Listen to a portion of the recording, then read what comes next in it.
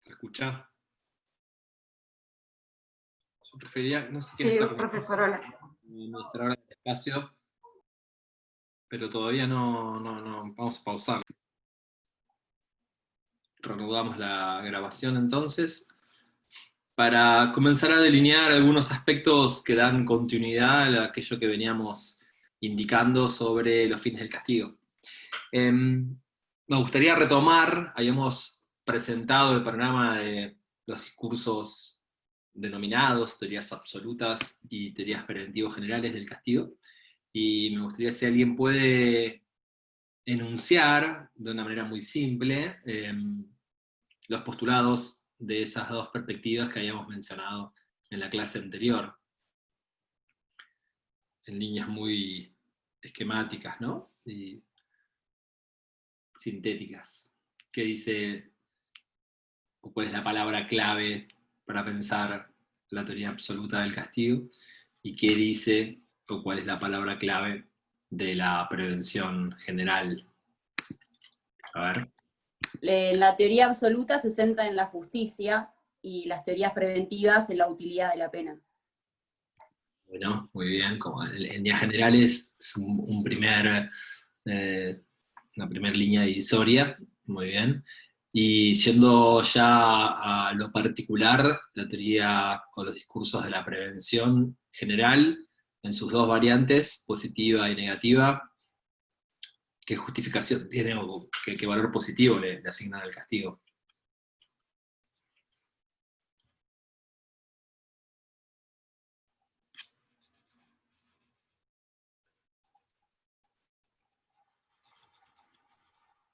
Revisen sus apuntes. Los escucho. Hay un montón de gente sin camarita. Yo les voy a pedir que pongan la cámara, que activen la cámara, que participen, que intervengan. Buena parte de nuestra forma de evaluarlos es esto, el modo, si no sería un examen libre, ¿no? El modo en que intervienen en las clases, participan, las conocemos, podemos construir conocimientos, como decía también la primera vez que nos vimos, conocimientos de manera conjuntas, no con un docente haciendo un monólogo, sino construyendo discurso crítico y discutiendo y polemizando entre todos y todas. A ver, prevención general, positiva y negativa. La negativa sería intimidatoria, ¿no? No hagan esto para que no les pase lo otro. La positiva es para todos en general. ¿Puede ser o estoy equivocada? No tengo ningún apunte, ¿eh? Estoy acá bueno, ambas son para todas en general, ¿no? Por eso prevención sí, general es un discurso para aquel que todavía no ha cometido un delito. ¿Uno en particular? Sí, Sara. ¿Es para uno Profe, ¿podría repetir la pregunta, por favor? Prevención general, positiva y negativa. ¿A qué quiere llegar cada una? Claro. Así es. Como que la positiva es dar confianza en el sistema. ¿Y cómo sería eso? ¿Cómo funcionaría la confianza en el sistema a través del castigo? A ver... Está bien, sí. Pero... Porque fortalece la norma. A ver, ¿y cómo la fortalece? Está bien, ¿eh? Dándole fe en que esa norma de alguna manera va a contribuir a la paz, el orden social. Bueno. Lo noto como algo que ve la gente y dice, bueno, ok, si alguien hace tal delito, tiene una pena, no pasa nada, vivimos en una teórica civilización. Lo noto algo así. Uh-huh. Muy bien, muy bien. ¿Alguien más?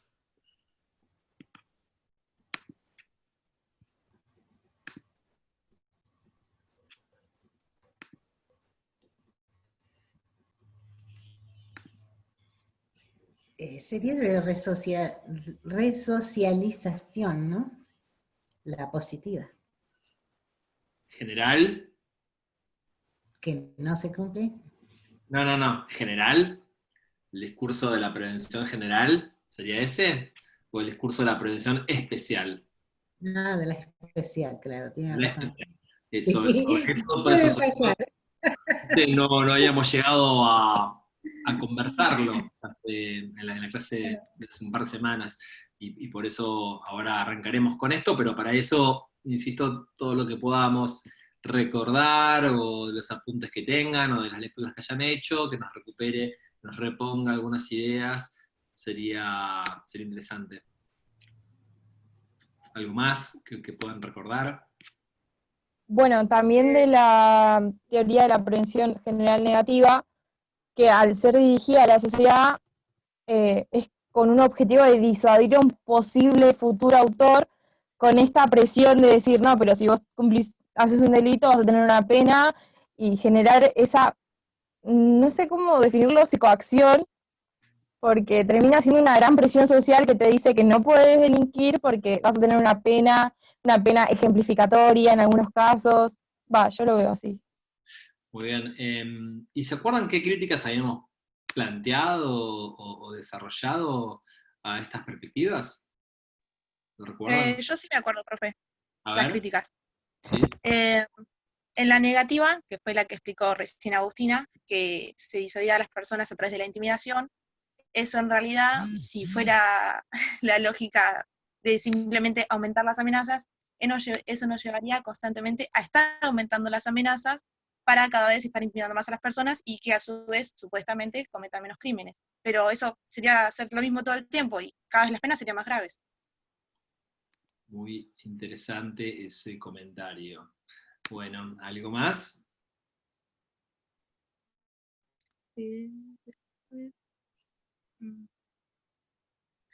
Bueno, seguimos armando el rompecabezas. Si alguien más quería decir algo, perdón. Sí, yo me acordé que también comentó que en la positiva, que se hablaba de recuperar la confianza en el sistema, que nosotros habíamos llegado a la conclusión de que era al final manipular a la persona, hacer que la persona recupere la confianza en el sistema con el castigo, es manipular a las personas, y va Sí. contra el Estado de Derecho, habíamos dicho.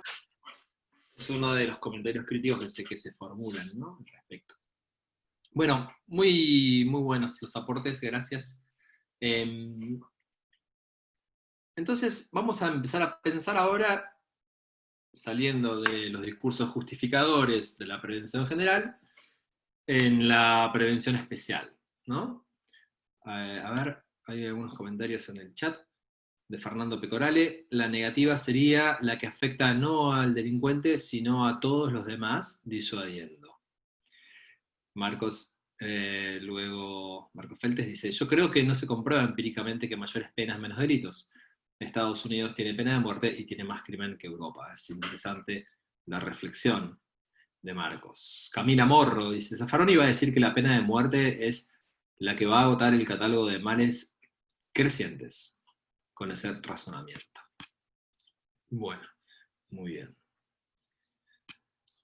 Bien, entonces pasamos a los discursos de la prevención especial, ¿no? Los discursos que ya enfocan la idea del castigo a partir de el individuo que ha cometido un delito.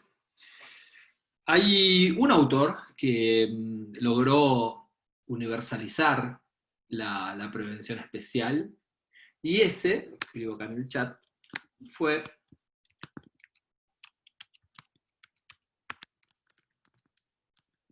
Frank von Liszt. Así se escribe. Especialmente, von Liszt tuvo un aporte central, que fue el programa de la Universidad de Marburgo del año 1882. Su fundamento es siempre el mismo. La comisión de un delito, lo que nos dice, lo que nos transmite, es que ese autor del crimen genera una amenaza de futuras lesiones al orden jurídico. Entonces, con la intervención estatal que busca el castigo, se intenta evitar esos futuros delitos. Los autores más antiguos sostuvieron que el mal de la pena debía actuar sobre el autor para que su impulso delictivo pueda ser revertido, ¿no? Para que su tendencia hacia el delito pueda convertirse en lo contrario. Es decir, que la pena lograría de esta manera una inhibición del impulso criminal. Entonces, claro, ¿para qué serviría el castigo en este esquema? Esencialmente es una forma de prevención mediante represión. Para von List, la pena es prevención mediante represión.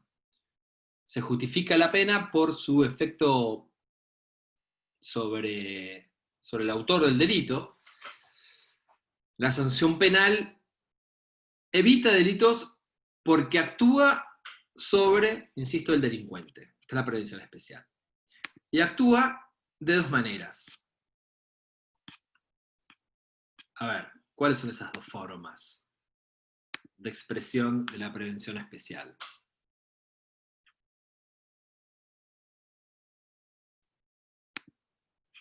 Las leo. Positiva y negativa también. A ver, ¿y en qué se diferencian cada una de ellas? Muy bien. Prevención especial positiva y prevención especial negativa.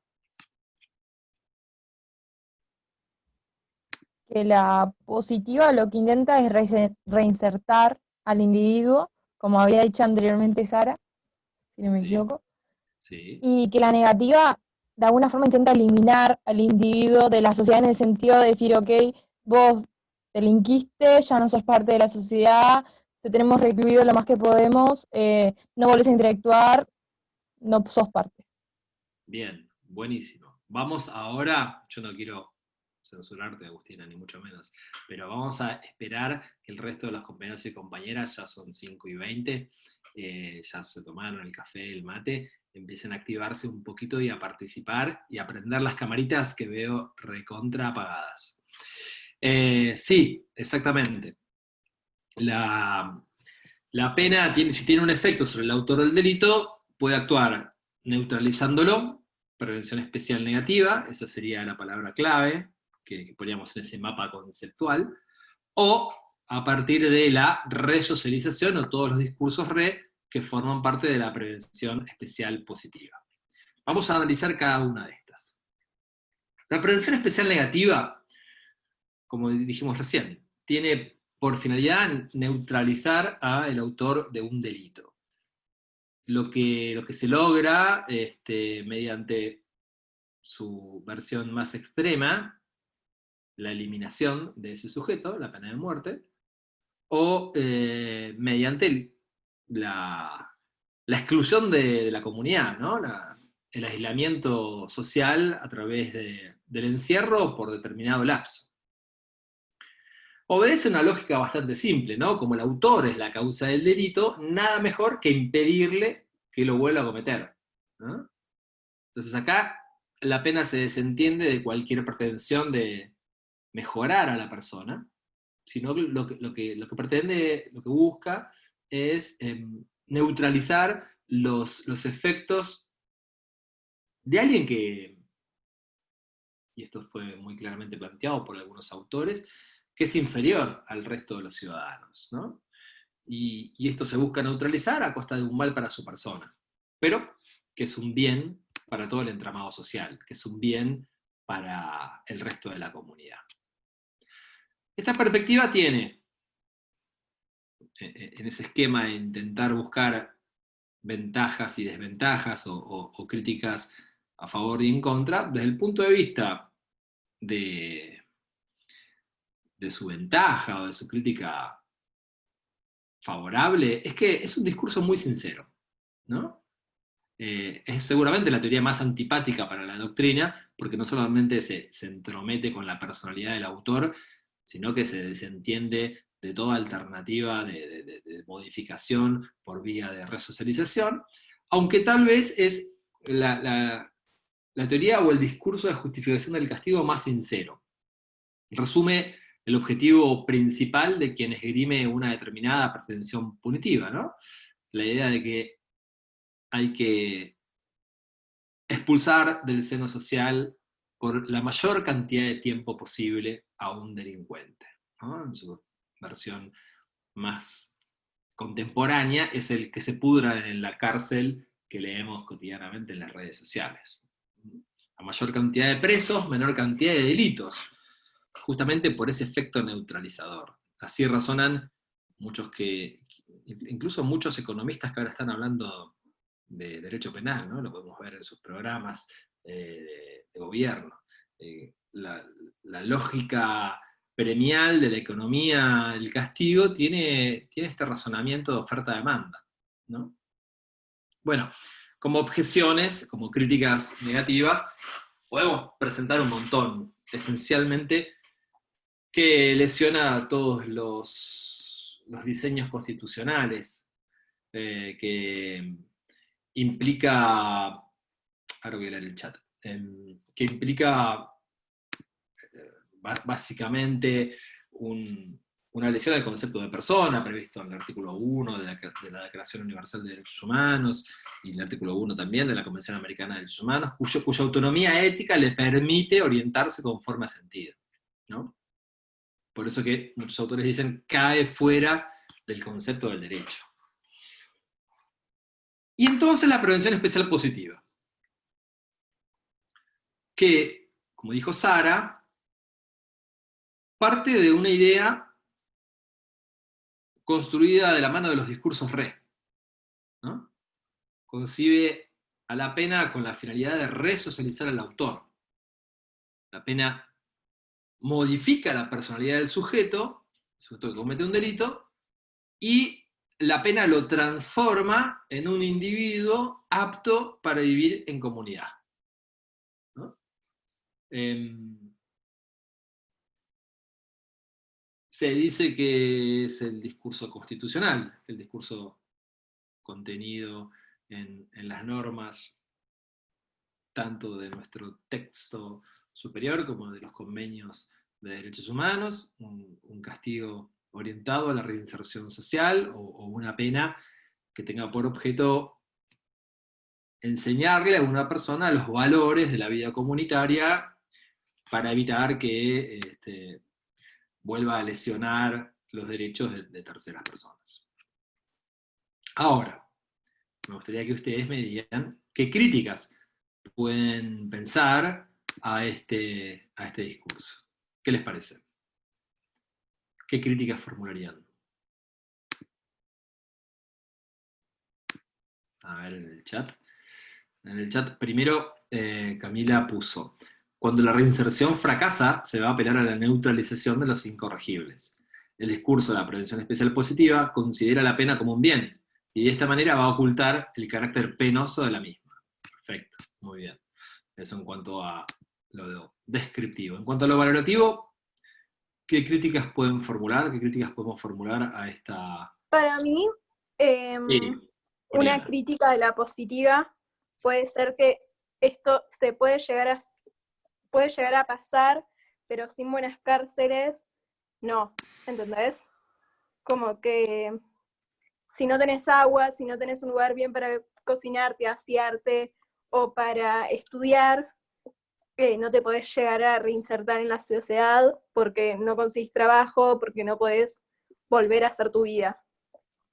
Bueno, entonces Oriana lo que dice es los datos de la realidad, del modo en que se ejecutan las penas, por lo menos en nuestro país, en nuestra región, en Latinoamérica, lejos están de posibilitar esta herramienta resocializadora. Entonces ahí tenemos una primera objeción vinculado a los datos de la realidad, ¿no? Vinculado a cómo la forma específica en que se ejecuta un castigo se separa, se divorcia de ese deber ser normativo o de ese proyecto que aparece en las normas.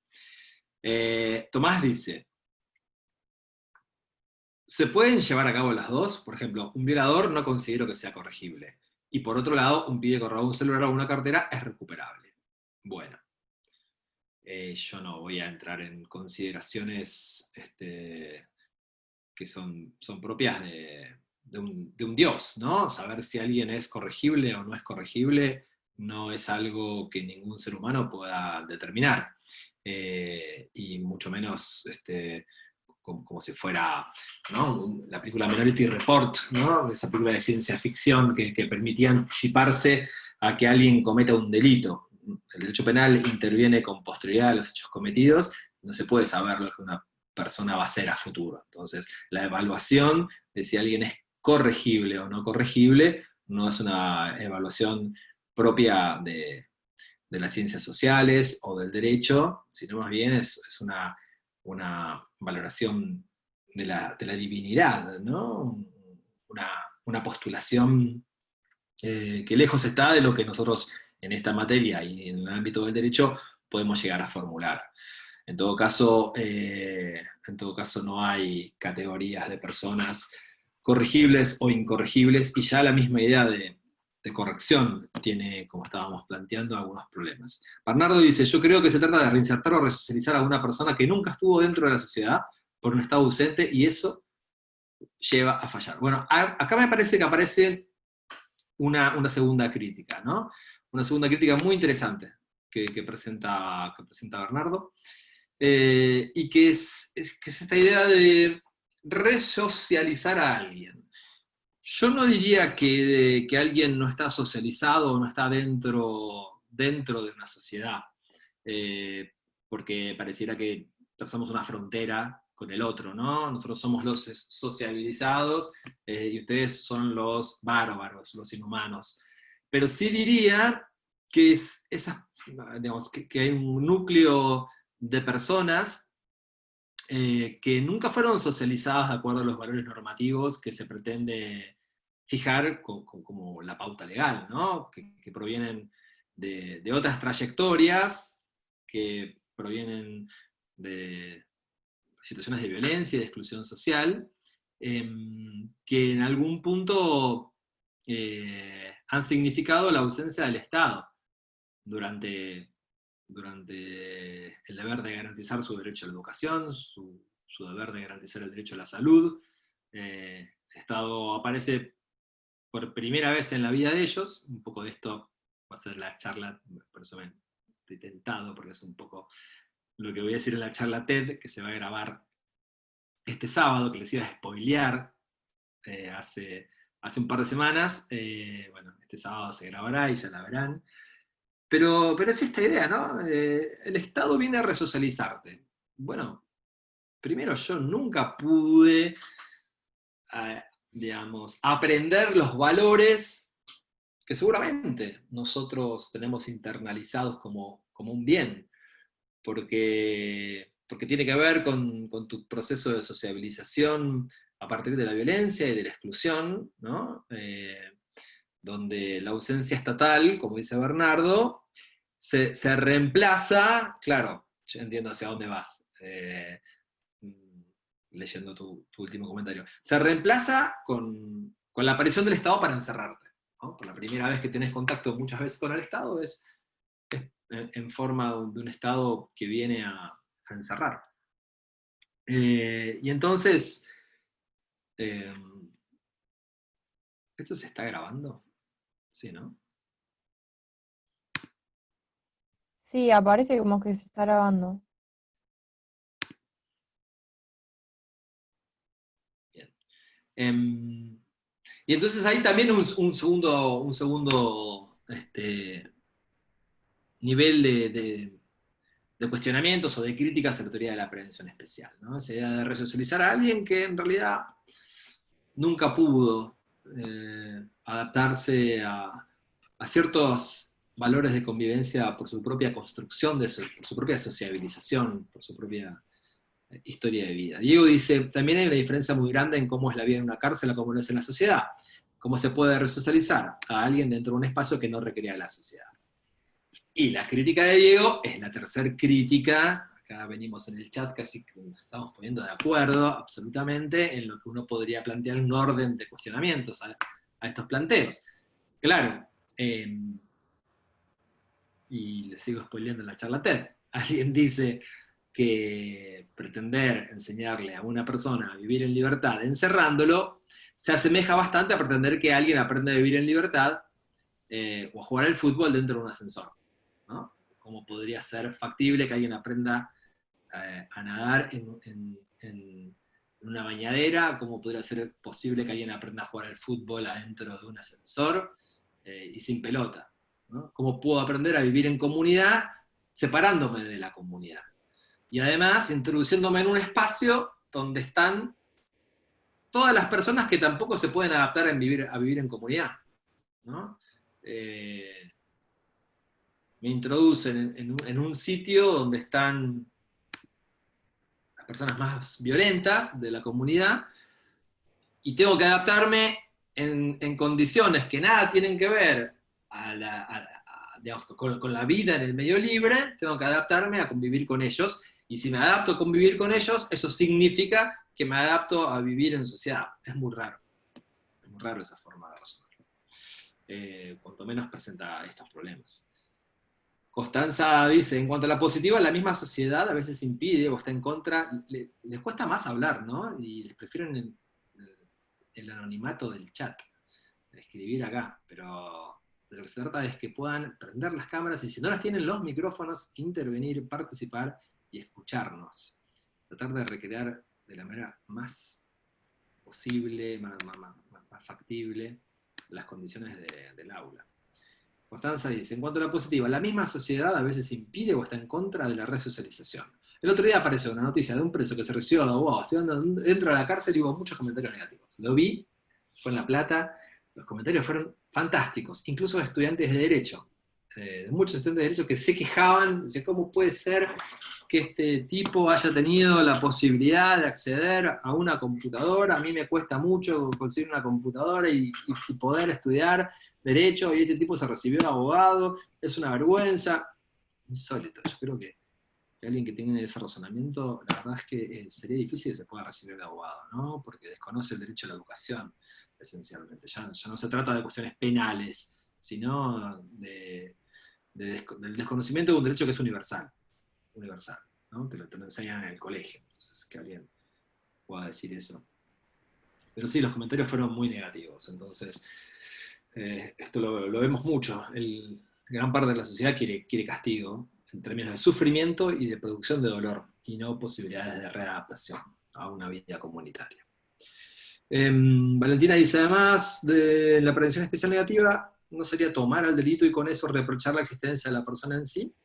Bueno, lo que dice Valentina, que está muy bien, aparece en muchas críticas, ¿no? La idea no solamente de esta deslegitimación con los datos de la realidad de todos los discursos sino esta idea de manipulación de los individuos por parte del Estado, imponiendo una determinada manera de ser, ¿no? Además que en muchas ocasiones el infractor está perfectamente socializado, por lo tanto no necesita ser reinsertado, como sucede, por ejemplo, con el delincuente económico. El delincuente económico que no hay ninguna duda, es que está inserto plenamente en la comunidad. Ni hablar casos de violencia de género, de personas muy prestigiosas seguramente en la comunidad, ¿no? Hasta podría decir en muchos casos profesionales, y sin embargo, ahora Fabián te doy la palabra, y que sin embargo la idea de la resocialización parece cuanto menos bastante extraña con el hecho cometido. Sí. Estoy leyendo el chat, las intervenciones de Valentina y de Bernardo. Fabián, ¿querés habilitar el micrófono? Sí, ¿ahí me escuchás, Juan? Sí, perfecto, perfecto.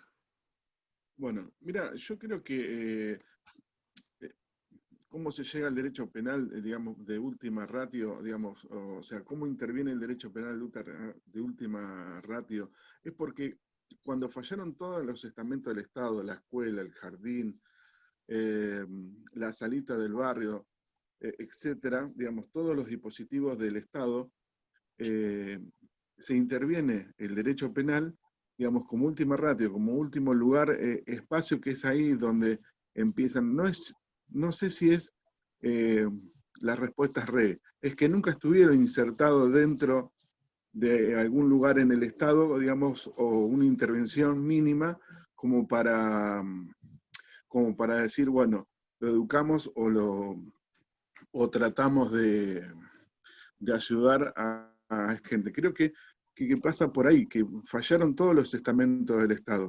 Y como el derecho penal es lo último que hay, es donde, bueno, se toma la intervención para poder ayudar. No sé si es resocializar, porque nunca estuvieron dentro. Sí, está muy bien, Fabián, tu aporte, pero eso tal vez digamos, nos hace pensar en determinada categoría de autores de delitos, ¿no? De los pibes chorros o cierto ámbito de marginalidad social.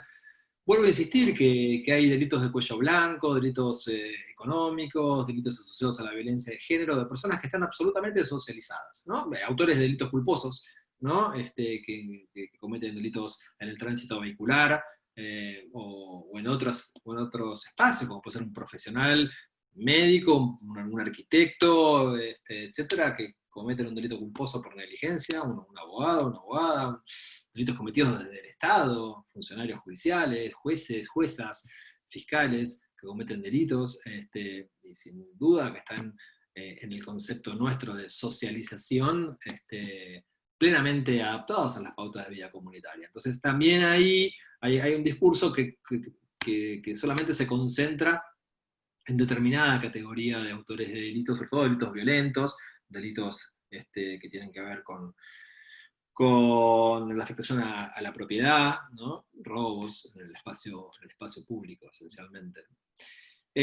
Bueno, muy bien. A ver, entonces, estos son los discursos, hemos presentado los principales discursos que justifican el castigo, ¿no? Desde la semana anterior, la teoría absoluta, la teoría de la prevención general, y hoy las teorías de la prevención especial. Vamos a corrernos de ahí y vamos a volver un poco a lo que planteábamos al inicio de la clase, que es cuál es el discurso del profesor Zaffaroni en términos de una teoría que es escéptica, que es agnóstica sobre el castigo, sobre todo porque no le asigna al castigo ninguna función positiva, ¿sí? Me gustaría que alguien pueda explicar por qué piensa esto Zaffaroni, esta perspectiva negativa.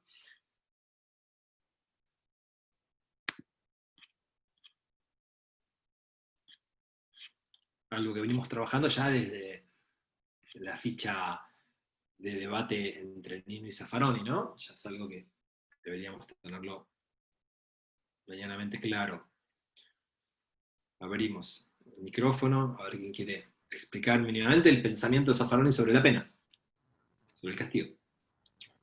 Porque según Zaffaroni, la pena no es un bien para nadie, ni un bien para la sociedad. O sea, la persona ya cometió el delito y para poder restituir todo eso, ya lo cometió, o sea, ya lo hizo, ¿no?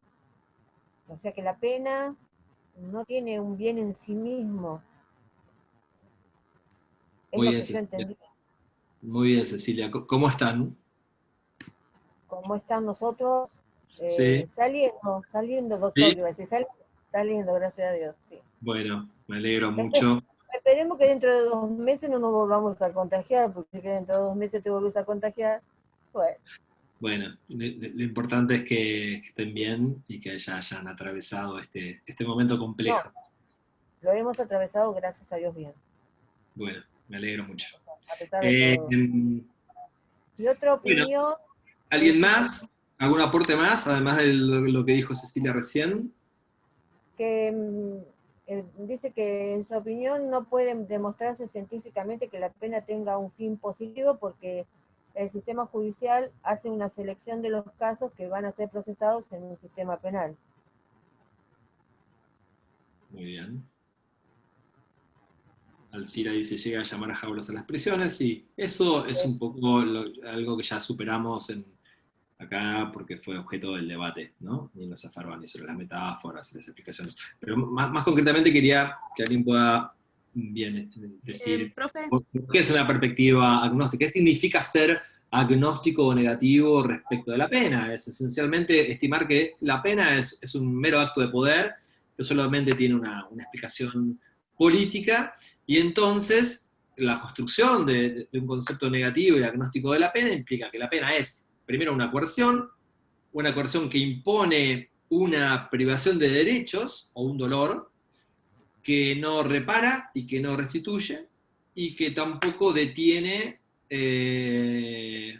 un curso lesivo en desarrollo, o tampoco neutraliza un peligro inminente, como sería la coacción directa, ¿no? Entonces, claro, en ese esquema, la pena queda reducida a un acto de poder, que solamente tiene una explicación de índole política, y por eso esa propuesta que él formula a partir de estos datos es, bueno, intervenir fuertemente con el derecho penal, para tratar de limitar la violencia de un sistema penal que esencialmente es selectivo, y hacerlo a través de algunas herramientas jurídicas, la teoría del delito, para tratar de dotar al estamento judicial de criterios de racionalidad, para tratar de contener ese ejercicio desmesurado, ¿no?, e irracional de poder punitivo.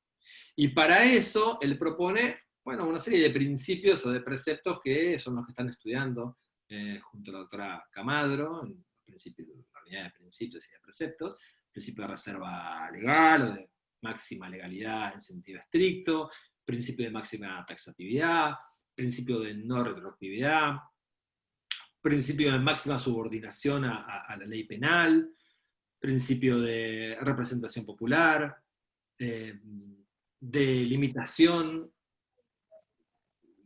de la respuesta punitiva, de la respuesta contingente, principio de lesividad, principio de culpabilidad, principio de humanidad, de no trascendencia de las penas, principio de proporcionalidad, que gradúe la sanción en función de la gravedad del hecho, ¿no?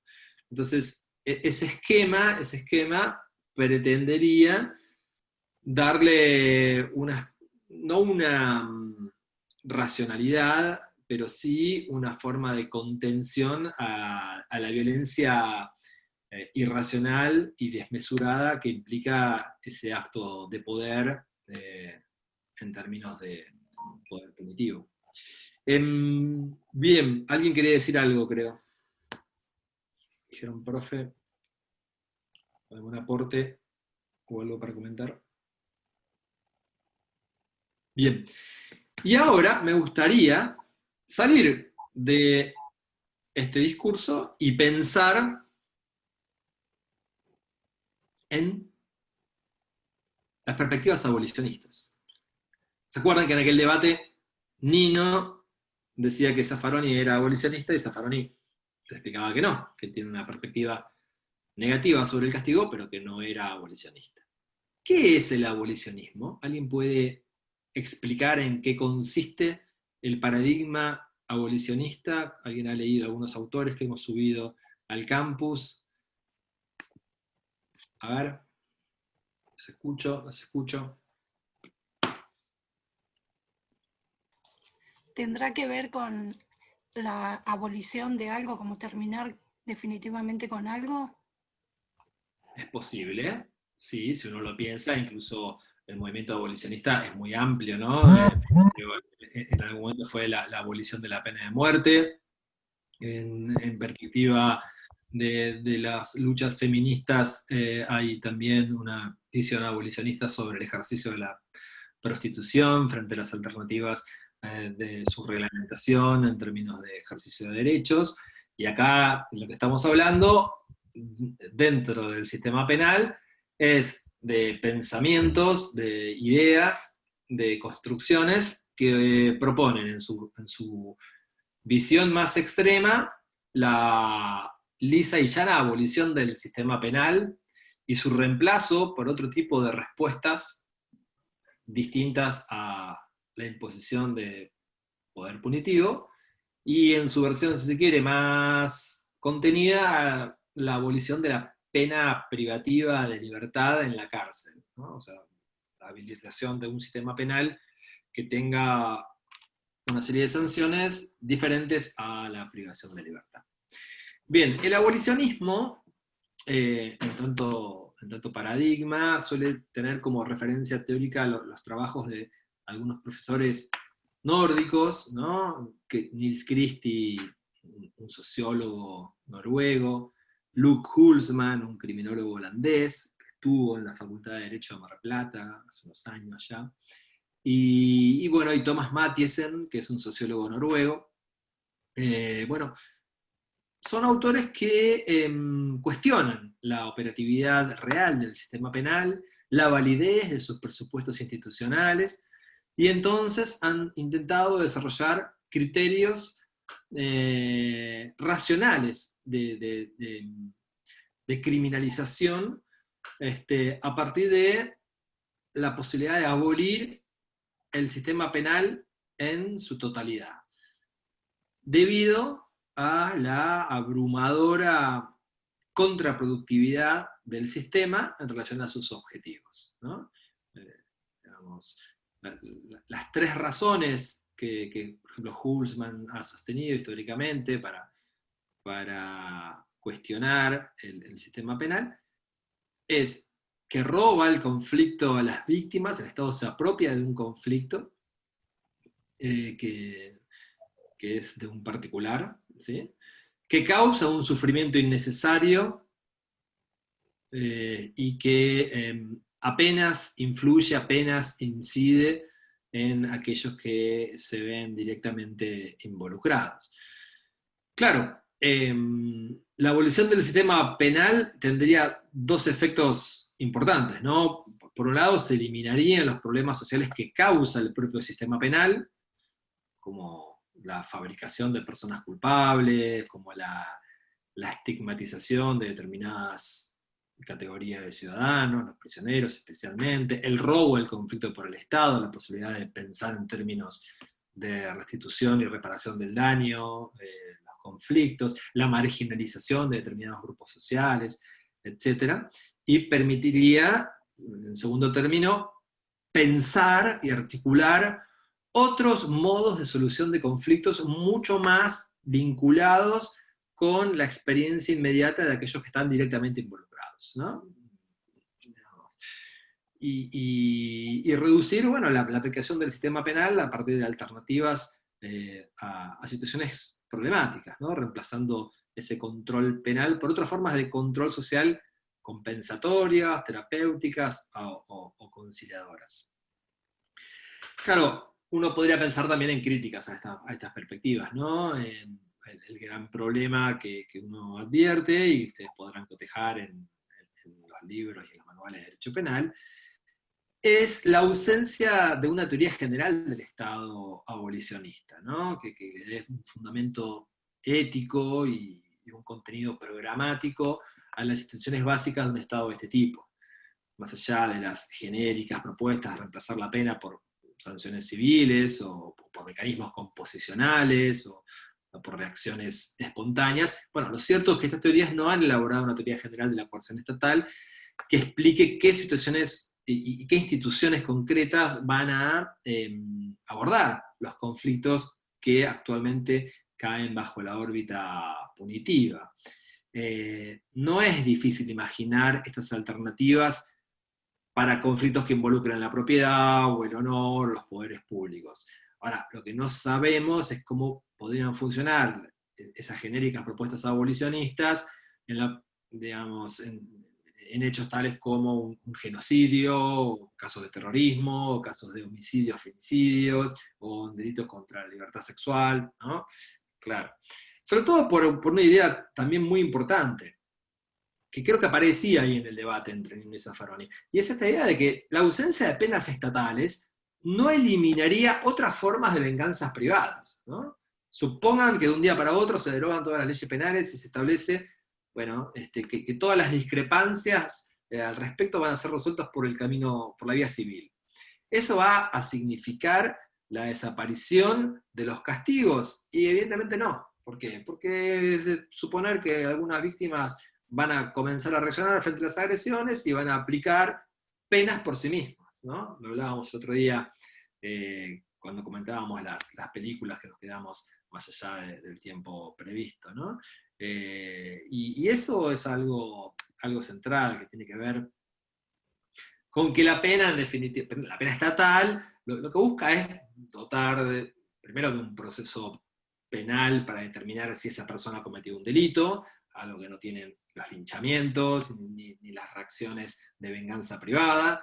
Segundo, tratar de enmarcar la reacción estatal en los marcos a los que hacía referencia antes, ¿no? Por lo menos marcos normativos, un deber ser programático asociado a la proporcionalidad de la pena en relación a la gravedad de la infracción, a la humanidad en ese proyecto, etcétera, etcétera, etcétera. Entonces, claro, ahí hay un problema, ¿no?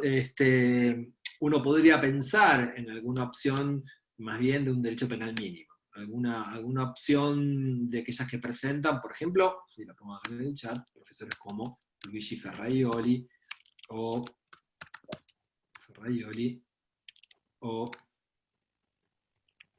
Alessandro Barata, que son unas perspectivas diferenciadoras, ¿no? Ferraioli, autor de una inmensa y abrumadora obra, que además es alguien que proviene de la filosofía jurídica, de la teoría del derecho, tiene un libro central que se llama Derecho y Razón, Teoría del Garantismo Penal, un libro muy importante del año 95, una referencia obligada en materia de garantismo penal. Claro, para Ferraioli, el fin del derecho penal precisamente busca esto, evitar la razón de la fuerza, tratar de minimizar la violencia en la sociedad, ¿no?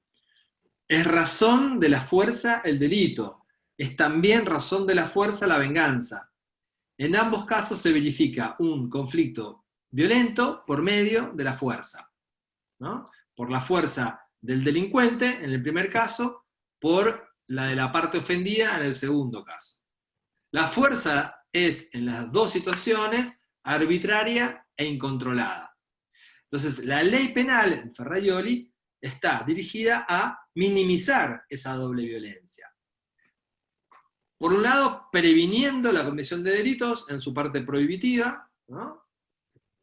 La represión de delitos, y por otro lado, en su parte punitiva, evitando la justicia por mano propia, ¿no? Expresada por la venganza o por otras formas de reacciones informales. Entonces, para Ferraioli, el fin del derecho penal no puede reducirse a la mera defensa social contra la amenaza que implica la posibilidad de un delito, ¿no? El fin supone la protección del más débil contra el más fuerte. Y por eso que el derecho penal interviene regulando delitos para ponerse del lado de las víctimas de los delitos, el más débil, frente a el potencial delincuente, ¿no? De ese modo los derechos fundamentales constituyen los parámetros que definen los ámbitos y los límites como bienes jurídicos, y a su vez se coloca del más débil en el momento en que el Estado enfrenta su tratamiento con el potencial delincuente, ¿no? Tratando de dotar de racionalidad y de humanidad a esa respuesta punitiva. No se puede justificar nunca en este esquema ni un medio violento ni vejatorio de respuesta estatal, ¿no? Por eso que es una perspectiva muy interesante, estamos resumiendo en 10 minutos algo que tiene una construcción que justificaría seminarios autónomos, pero el derecho penal, con este sistema de garantías, siempre permanecería en la mano del más débil, de la mano de la víctima cuando regula conductas violatorias de sus derechos, entendidas como delito, y del lado de aquel que puede sufrir una violencia desmesurada al momento de justificar el castigo. Claro, se preguntarán ustedes qué es esta idea, y ahora abro un poco el debate, de un derecho penal mínimo, ¿no? ¿Qué significa el derecho penal mínimo? Y es una pregunta que está muy bien, porque es una expresión que en los últimos años, lo mismo que la expresión garantismo, ha sido abundantemente mal interpretada y deformada. De lo que se trata es esto que estábamos mencionando recién, ¿no? De un paradigma metateórico de justificación del derecho penal, un derecho penal mínimo que implica justificar el derecho penal si y solo si se pueden alcanzar dos objetivos: la prevención de los delitos, o cuanto menos la minimización de los delitos, de las agresiones a bienes y derechos fundamentales, y la evitación, la prevención o la minimización de las penas arbitrarias, ¿no? Es decir, se justificaría este derecho penal mínimo en la medida que sirva para minimizar la violencia y para minimizar también la arbitrariedad que su ausencia significaría en términos de venganzas privadas, ¿no? Entonces es un modelo normativo de derecho penal que articula un sistema de garantías penales y procesales para satisfacer estos dos fines, ¿no? O sea, racionalizar prohibiciones, un programa mínimo de prohibiciones, en función de la gravedad de los hechos, y también racionalizar los procesos y las penas, ¿no? Encaminándolos a esa doble tutela de bienes y de derechos fundamentales, de los pertenecientes a las víctimas como de los pertenecientes a los imputados. Por eso ese derecho penal mínimo es concebido por Ferraioli como la ley del más débil contra la ley del más fuerte, que regiría en casos que no exista un derecho penal, ¿no? Bien. Aportes, preguntas, intervenciones.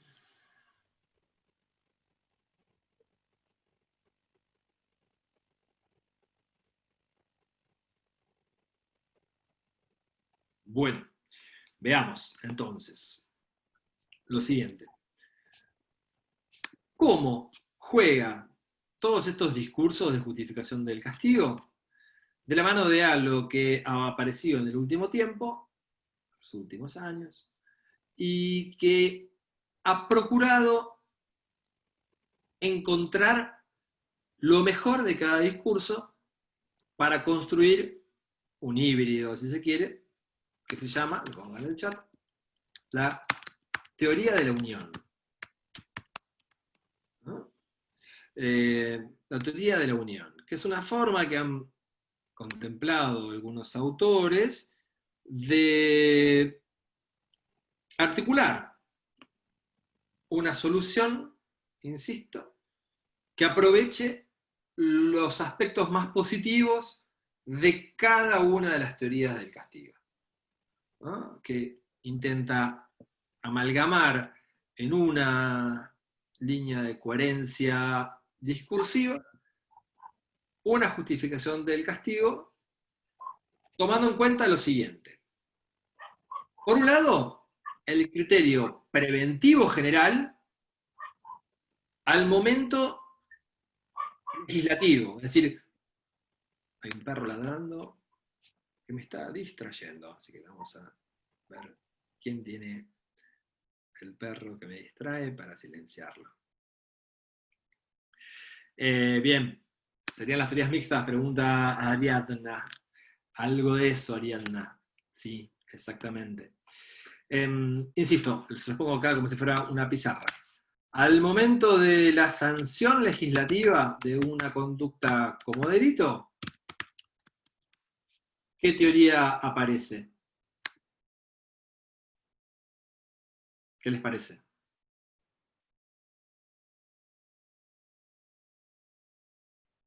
Lo dije recién. Perfecto. Prevención general. Muy bien, Bernardo. Al momento de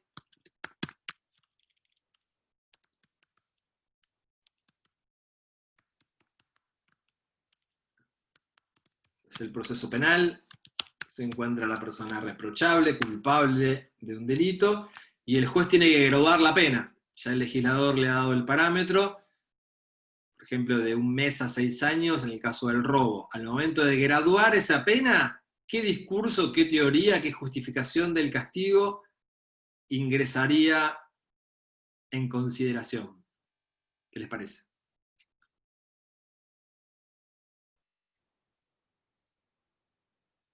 Muy bien, Bernardo está afilado. La retribución. Claro, ¿por qué? Porque graduar la pena utiliza esos criterios que propone la teoría absoluta de la pena en términos de proporcionalidad con la infracción, ¿no? La pena, si el juez tiene un parámetro de 1 mes a 6 años de prisión, el mínimo y el máximo serán evaluados en esa escala en función de cuántos agravantes o atenuantes tuvo el hecho, en función de la gravedad de la conducta. Estará más cerca, cuando hay más agravantes, del máximo legal, cuando hay más atenuantes estará más cerca del mínimo, ¿no? Entonces se emplean criterios propios de la retribución.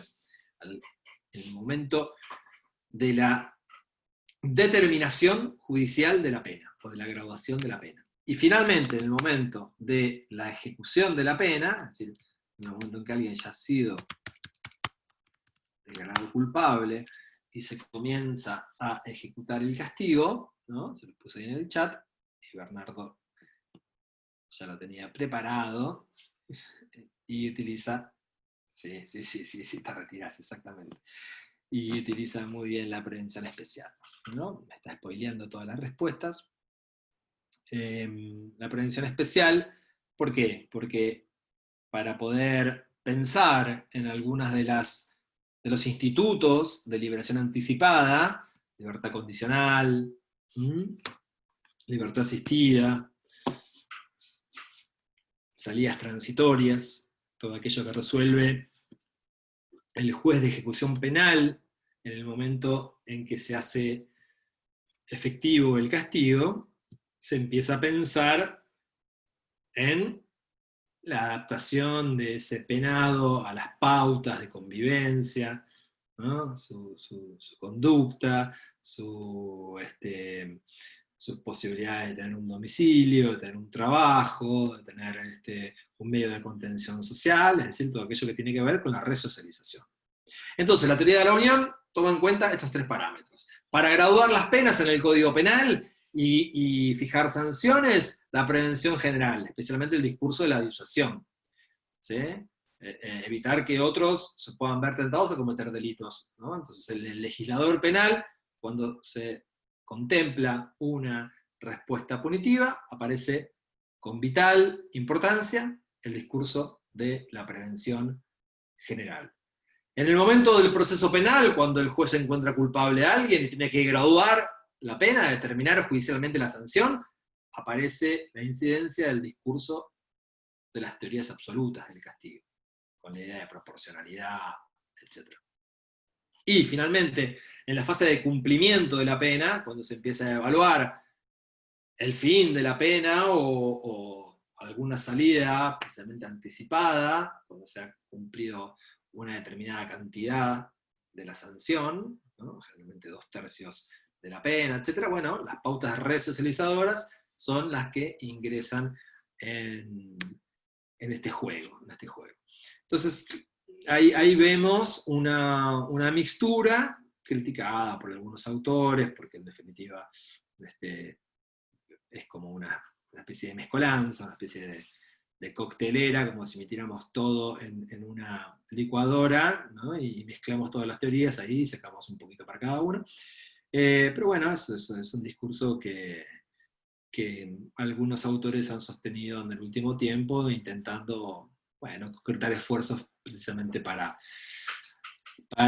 conjugar las distintas teorías o discursos positivos sobre el castigo. Bien, ¿alguna pregunta? ¿Alguna intervención? ¿Algo que quieran decir? Muy bien. El sistema de reacciones frente a un hecho delictivo es conocido como un sistema de doble vía. En el derecho penal tradicional o de única vía, había una sola respuesta, una sola reacción a las conductas delictivas. Y esa reacción era la pena, era el castigo. En Ese derecho antiguo, digamos, nacido sobre todo bajo la influencia de las teorías absolutas de la pena, no tenía a su cargo la prevención de comportamientos futuros del eventual delincuente, ¿no? La peligrosidad del autor era algo ajeno a las preocupaciones. Bien, el derecho penal del siglo XX se ha caracterizado por la ampliación, por la extensión de sus funciones. Ya desde finales del siglo XIX el derecho penal extendió su ámbito de aplicación a esta idea, a esta palabra que yo les pongo acá en el chat, ¿no? Que es la palabrita clave, la idea de peligrosidad, ¿no? Y entonces, de la mano de esta ampliación de las funciones hacia la peligrosidad de los sujetos, incorporó a este sistema de consecuencias jurídicas del delito, le incorporó a las penas una segunda vía, que se conoce como las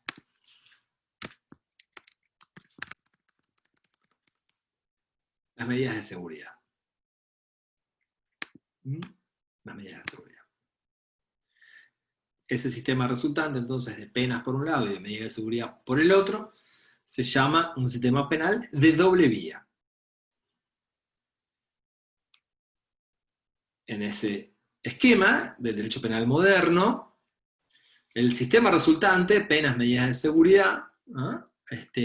Implica que toda pena presupone la culpabilidad del autor en la comisión de un hecho que le pertenece, y que es un hecho pasado, además, y que toda medida de seguridad, por el contrario, presupone una peligrosidad del sujeto con relación al futuro. Un juicio de pronóstico que me establezca, bueno, este es un sujeto peligroso.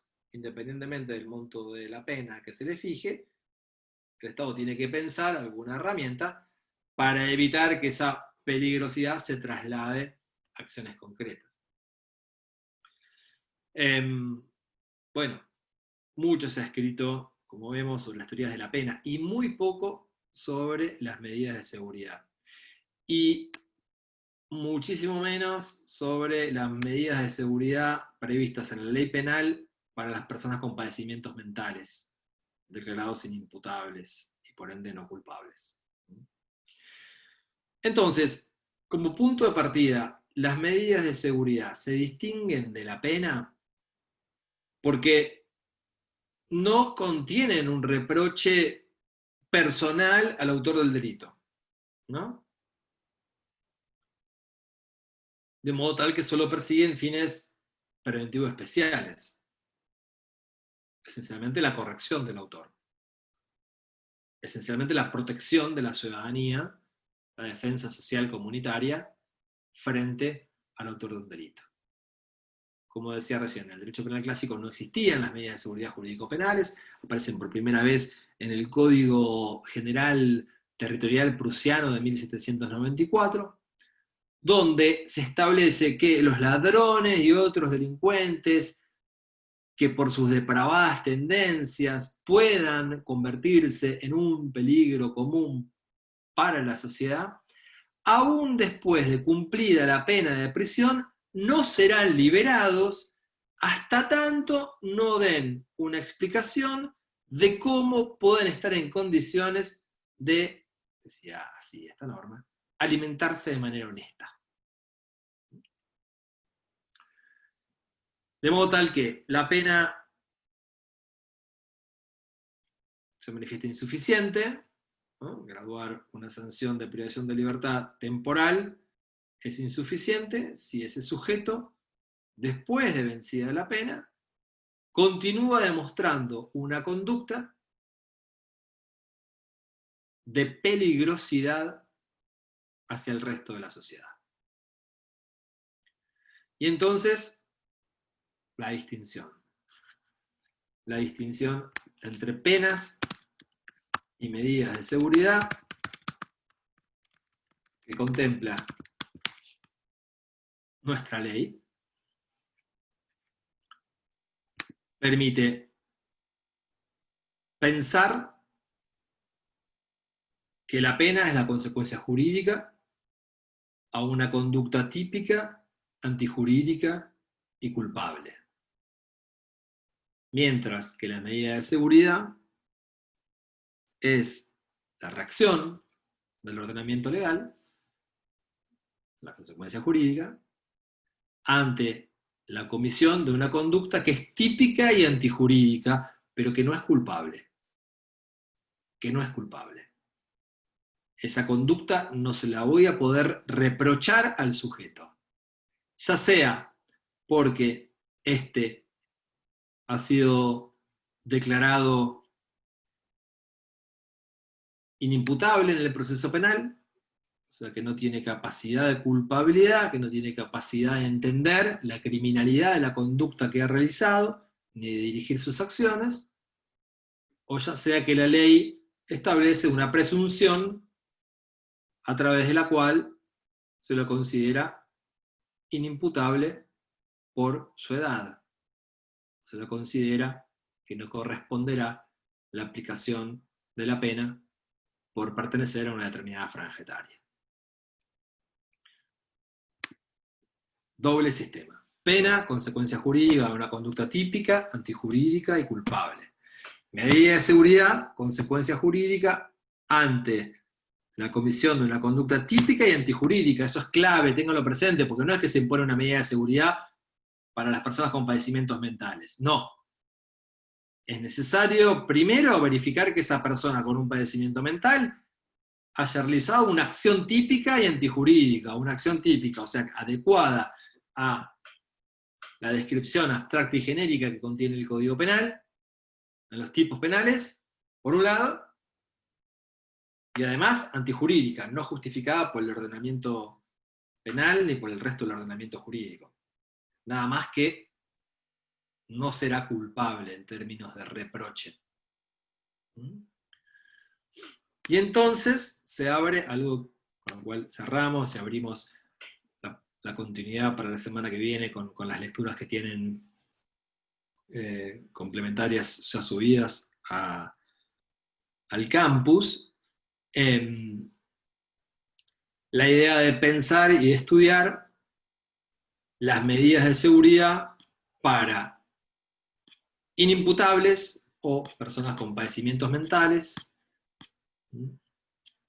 y la idea de pensar las denominadas medidas de seguridad para los jóvenes en conflicto con la ley penal que aún no hayan cumplido, ¿qué edad? A ver, ¿qué edad? 16 años. Perfecto. Hola, Juan. ¿Cómo andás, Yani? Un joven que haya cometido una conducta típica y antijurídica, pero que tenga 15, 14, 13, no se le va a poder imponer una pena. En todo caso, habrá que revisar si es legal o no que se le imponga una medida de seguridad. Y eso es lo que quiero que lean. Tanto está subido al campus, la ley. Sí, Valentina, eso seguramente la doctora Camadro les desarrolló el caso Althusser porque tiene que ver con la culpabilidad, pero efectivamente, ¿a dónde ingresa hoy una persona a la que se le impone una medida de seguridad? ¿A qué espacio?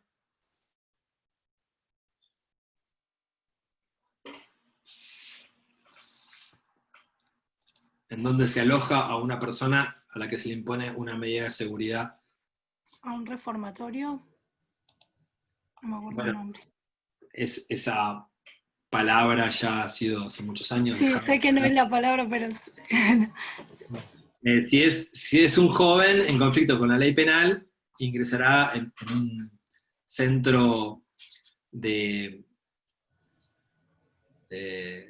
adaptación, aquello que se conoce como Instituto de Menores Infractores, abiertos o cerrados en sus distintas modalidades, institutos de menores, etc. Y si es un mayor de edad que tiene un padecimiento mental que lo torna peligroso para sí o para terceros, ingresará en una unidad penal como Marchor Romero, que contiene a las personas con padecimientos de esta naturaleza, pero que en definitiva es una cárcel. Por más que le querramos llamar institutos neuropsiquiátricos del servicio penitenciario, no deja de ser una cárcel. Bien, si esto está, en cualquier momento se va a cortar, así que si alguien tiene dudas o preguntas, yo tenía un un Zoom alternativo que había creado, ahí lo dejo. Si alguien tiene aportes o preguntas o quiere conversar algún otro tema, me avisa y abrimos ese espacio más allá de las 18:15, que es lo que yo siempre les propongo. Si no, nos encontramos la semana que viene pidiéndoles por favor que lean lo que hemos subido en materia de ley penal juvenil, en materia de medidas de seguridad para inimputables por padecimientos mentales, y que lean también la ley de salud mental, porque vamos a integrar esos 3 entramados normativos, el Código Penal, la ley penal juvenil y la ley de salud mental, para pensar la distribución de las medidas de seguridad en base a esos parámetros. ¿Alguna pregunta, alguna duda, alguna consulta? Yo tengo una pregunta. Aparte de lo que recién dijo, de la reclusión en un instituto de menores, un instituto psiquiátrico, ¿cuál es otro ejemplo en nuestro sistema actual de una medida de seguridad? No sé.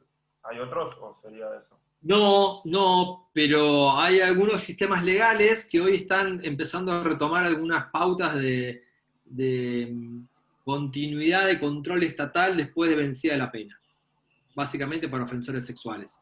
Ver de qué manera se busca algún método de control, sería una medida de seguridad, ¿no?, para alguien que ya ha agotado la pena y que sin embargo el Estado tiene que seguir controlando. Prohibición de acercamiento a determinados lugares, etc.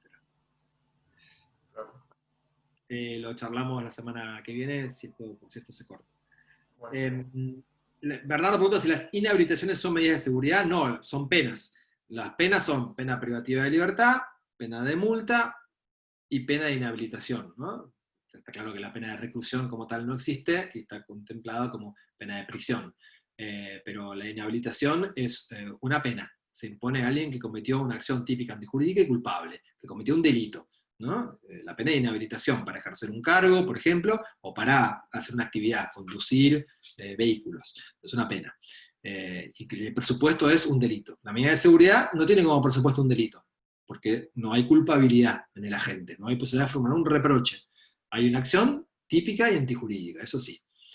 Bien, para la semana que viene estudiaremos además los caracteres de las medidas de seguridad en términos de inhabilitación temporal. De duración temporal de las medidas de seguridad. ¿Alguna otra pregunta?